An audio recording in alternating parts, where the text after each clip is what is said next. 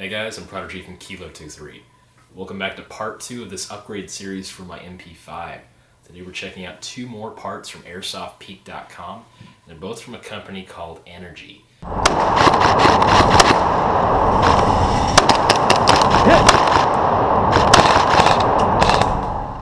Now today we'll be checking out their piston.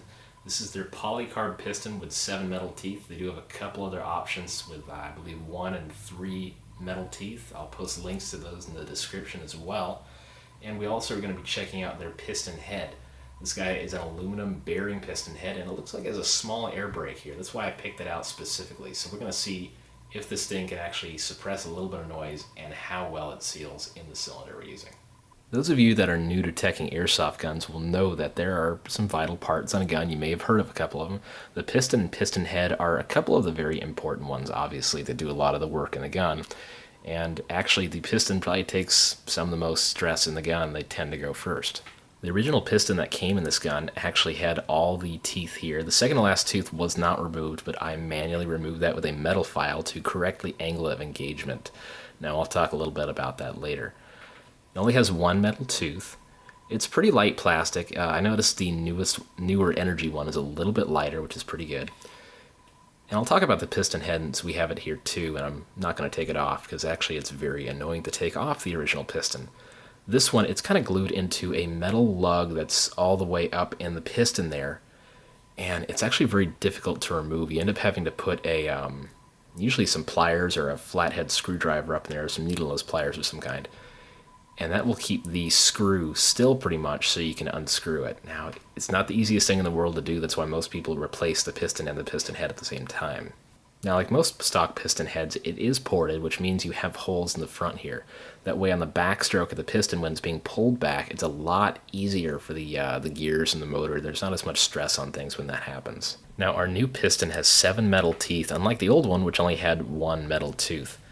This one, you can see it has the cutout here just in case you are using your original, that original aluminum metal piece that sits behind your piston that holds it in.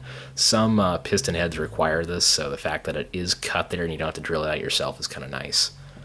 The second to last tooth has not been removed here, so I'll probably end up shaving that down when I'm correcting the angle of engagement.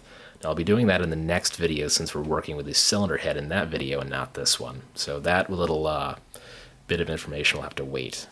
Now, being a bearing piston head, it does come with 3 washers here. 2 are just washers. One side of each of them will have this trench cut out for the bearings, and one of your washers will have little bearings in them. This one has, several in there. They're not half bad at all, actually. This allows your spring to twist in there, and it tends to be better for the life of the spring. Plus, it adds a little bit more compression to your spring, which can, give you a few more FPS. Not a whole lot, though. This one actually has a plastic housing here. Now, these may or may not last as long as a metal one, it depends. Since this is not a high speed or high FPS build that I'm doing on this gun, it'll probably be fine. Plus, I'll be Loctiting this in when I install it, so there's no problem there. I've had these crack from time to time being plastic, but it's very rare. Now, the piston head is ported. It does have some smaller ports, which should not matter at all.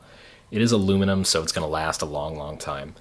And it's got something unusual here. It's called an air brake. I'm not sure if it's going to function the way an air brake should or not, seeing it as it's not very long, and the cylinder head that Energy makes, it doesn't stick very far into it because it is a concave design. In theory, the air brake should dampen the sound a little bit and decrease the FPS. That's kind of the trade-off you get there. So we'll see if that actually happens or not when we complete the build. Now, to install your piston head, I usually like to put a drop of Loctite in the hole here for the threads. So we're just going to leave that there. It's probably going to drip a little bit there. Now we're going to take your screw and your plastic housing and install the bearing and 2 washers here. They're going to sit just like this. Now, I have the screwdriver sticking through the piston. You can see the screw shaft sticking through here. Also, I noticed that the rack here is a little bit loose, so you may want to glue that into place also. That wouldn't be a bad idea at all. But for the moment, I'm going to abstain from that, and I'll probably do it a little bit later. But now we can install your piston head, and you can see it's getting quite a bit of Loctite on those threads there, so that's good. Your piston's head's not going anywhere. We just thread it on there slowly. Don't want to break anything here. And being a plastic shaft, I don't want to put a whole lot of or the housing that was in there. I don't want to put a whole lot of stress on it. So I'm just going to get it nice and tight there like that and let the Loctite do the rest. Now we have our piston and piston head assembled. In the next episode, we'll be going over the spring and spring guide, and I'll show you how those interface with everything and how they work in this gearbox build. But for now, this is our result from part 2 of this build, and we'll be installing that in the gearbox along with everything else in the next episode. Alright guys, that wraps it up for part 2. In part 3, we are going to be checking out 2 more energy parts, and we're going to see the culmination of all 5 of these parts to come together in this build.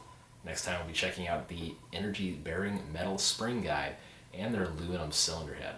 So stay tuned, come back next time, and see the conclusion to this entire mesh-up of all these parts and how cool it's going to turn out. Thanks for watching, guys. I'm Putter Chief and Kilo23.